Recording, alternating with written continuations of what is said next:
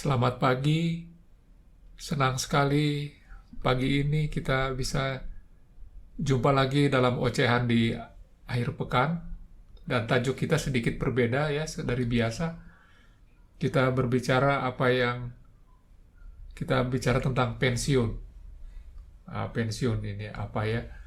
Banyak orang yang menantikan pensiun, tapi banyak juga yang menghindari untuk tidak pensiun. Apapun itu, pensiun itu adalah satu titik yang istimewa. Jadi seakan-akan manusia hidup dalam 3 babak. Babak pertama dia pergi sekolah, lulus ya, melakukan apa yang disuruh guru dan disuruh orang tua.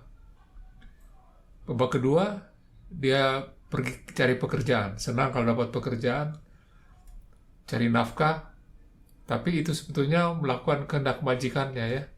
Kantor yang memberi kerja dengan imbalan uang. Tidak jarang dia sebenarnya tidak menyukai pekerjaan itu, tapi dia terpaksa melakukannya demi uang. Nah, pensiun itu seperti terbebas dari hal-hal seperti itu ya. Kita tidak lagi harus menjalankan tugas, dan kita punya waktu sekarang untuk melakukan apa yang kita sukai, apa kita senang, mulai dari berlibur ke tempat yang belum pernah kita kunjungi ya, sampai kuliner ya, mewujudkan hobi kita, apa yang kita ingin lakukan sudah lama kita sekarang bisa lakukan. Tapi memang ada banyak masalah ya dengan berpikir seperti itu.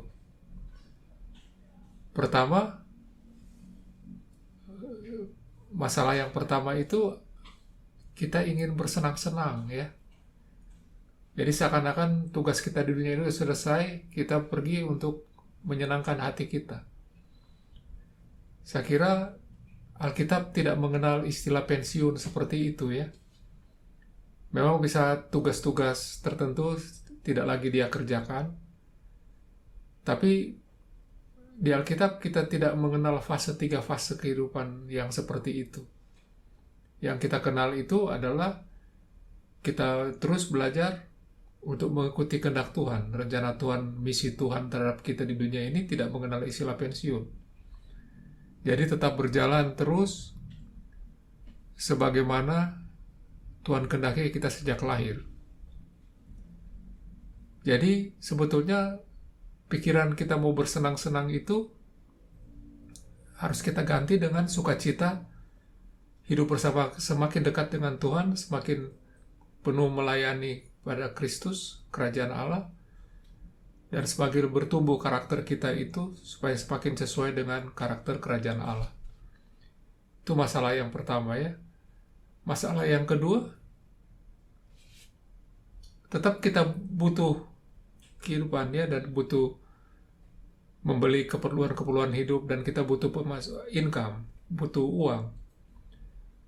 Nah, untuk itu pada saat kita bekerja dulu kita sering menabung. Nah, menabung itu memang cukup bijak sih sebetulnya ya. Kita menabung untuk hari tua itu bijaksana. Tapi tabungan itu bukan jaminan. Bijaksana tapi bukan jaminan, karena yang kita simpan itu uang dengan jumlah tertentu. Sedangkan uang itu tidak bisa menghidupkan siapapun ya, tidak bisa orang yang sudah sakit mati digosok-gosok pakai uang sembuh, tidak ada. Jadi sebenarnya Tuhanlah yang melihara kehidupan kita, Tuhan yang menjaga kita, dan belum pernah ada orang yang percaya pada Tuhan itu, saya dengar, mati lapar di hari tua. Belum pernah saya dengar. Jadi, kalau kita berpikir kita akan mengandalkan tabungan kita, itu kita tidak bisa terima itu ya, karena bukan tabungan itu yang membuat kita sukacita, tapi kita dijamin kehidupan kita oleh Tuhan sendiri yang memelihara kita dengan cara Tuhan ya. Kemudian yang ketiga, terkait juga 1-2 itu, karena kita berhenti bekerja, kita butuh finansial, kita punya konsep yang namanya passive income yang pasif, kita tidak bekerja, kemudian uang itu datang sendiri. Nah, ini juga problematik passive income ini. Mengapa dia problematik? Karena sebetulnya untuk mendapatkan income, paling tidak ada 3 cara yang legal ya, cara yang bersih. Pertama itu kita bekerja, melakukan sesuatu dengan imbalan uang itu. Cara kedua itu kita berdagang. Berdagang itu artinya bekerja juga, tapi bukan bekerja pada majikan. Kita bekerja pada diri sendiri. Kita membeli dengan harga yang murah, entah dari mana, dan kemudian kita jual kepada yang butuh dengan harga yang lebih mahal. Nah, dapat selisih itulah uang yang kita bisa peroleh. Nah, itu pun bekerja. Karena kita harus pintar kapan bisa beli sesuatu yang lebih murah dan kapan bisa jual dengan harga yang lebih mahal tanpa semua pihak dirugikan. Itu memerlukan ilmu perjuangan tersendiri. Nah, ada memang cara yang ketiga namanya investasi. Investasi itu kita membeli produk investasi, saham misalnya ya, tanah. Kemudian produk investasi ini digunakan untuk menghasilkan baik cara pertama dan cara kedua tadi itu ya. Sehingga perusahaan yang baik dikelola dengan baik itu dia menjaga supaya pemasukannya lebih besar dari pengeluaran, maka profitnya itu bisa dibagi-bagi sebagai dividen. Nah, kita mendapatkan dividen. Jadi investasi itu seperti menyimpan uang dan dia menghasilkan bunga dari situ. Seperti itu ya.